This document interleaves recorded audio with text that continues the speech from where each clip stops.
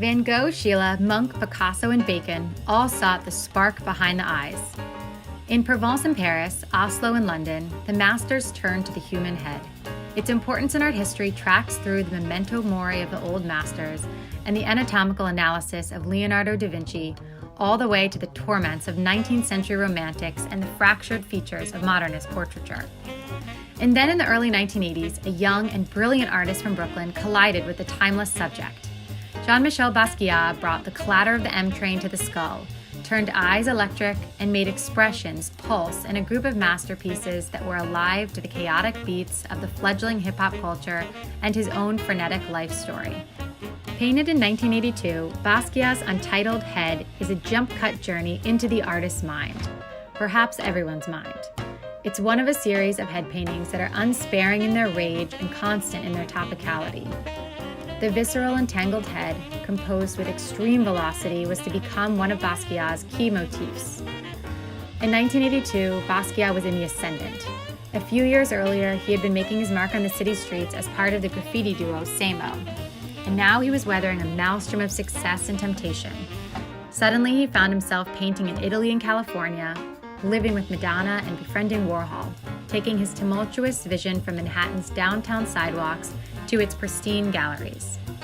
Basquiat's heads capture that confusion.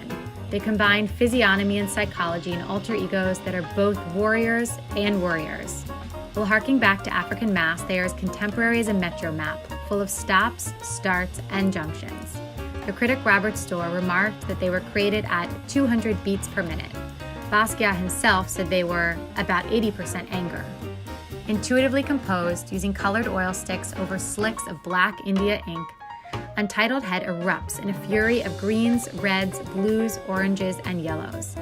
Lava-hot eyes shoot a ray gun glare above a cavernous mouth, features wreathed in one of the artist's distinctive thorny outlines. The work was included in a small group of works on paper that Basquiat kept in his own collection, and which were discovered at his Crosby Street studio following his premature death in 1988. Aged just 27. They were inspirations to which he repeatedly returned, and they possess remarkable similarities to perhaps his greatest work, the monumental canvas of 1981, which is now in the Broad Museum, Los Angeles.